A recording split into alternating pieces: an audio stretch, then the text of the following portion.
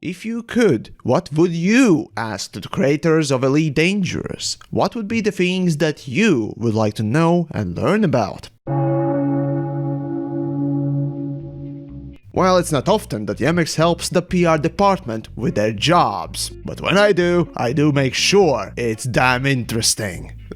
Okay, well, facetious self-congratulatory nonsense aside, a week ago on Reddit I posted a rather interesting thing. 100 questions about Elite to its developers. And you could say it was done in a spirit of an open letter. Regardless, back in the day when I did PlanetSide 2 content, I did the very same thing, and to my surprise, developers took note and engaged, not only with the questions in the main post, but also with commenters down below, who added their own questions.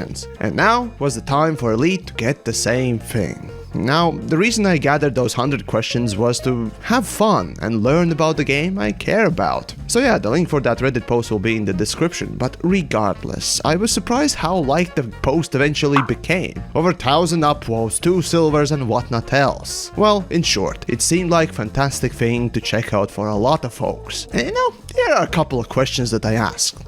Would we ever get new SRVs? Would you, developers, ever consider letting CQC go free to play?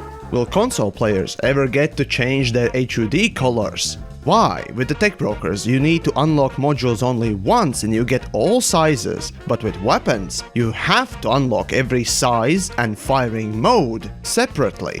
Why are there so many unknown permit-locked regions in the galaxy? Why is there only 500 player limit for squadrons? Why doesn't Elite have crossplay? How many players can get in one instance? How much of the previous game lore is retconned for the lore of Elite Dangerous? What impact does Chinese investors Tencent have on development of Elite Dangerous today? And of course, a question that I honestly did not want to include, but so many of you asked it. Space legs. Will that be ever a thing, or when will we see it? Because of course we had to ask that, as if they would answer. I mean, this one I definitely expected them never to answer, but whatever. Carrying on.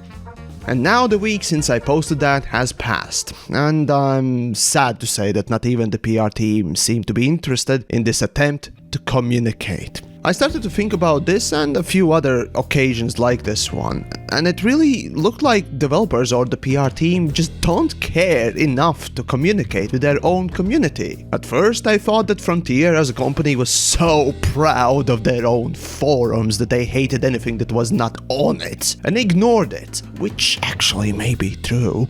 But come on, a golden opportunity to mingle with your fans, to interact with your own community in a very positive way is just passed by. And it really stinks. After this year's LaveCon and its pretty poor showcase and Q&A from the team members, it started to dawn on me more and more. So I thought, okay, hey, let's do something forthcoming for them. Let's do something cool. But nope.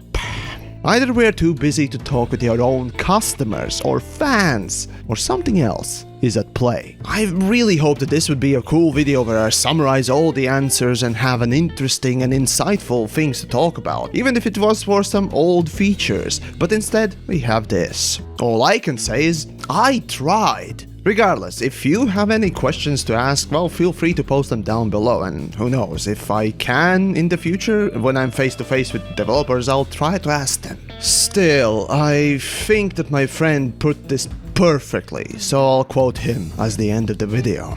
They're not gonna reply to that any more than they would on a forum thread, I think. Besides, you know how Frontier operate. They don't talk shit, period. They'll do the live streams, but as far as engaging with the community to answer questions? Nah. When they do, it seems like it's basically an extension of their marketing strategy too. Like how they tease material in Elite Meet. From their perspective, I'm sure they see no benefit to answering questions more regularly. It's not gonna increase the sales, and they fear that they'll say something that'll paint themselves into a corner. Gotta manage those expectations.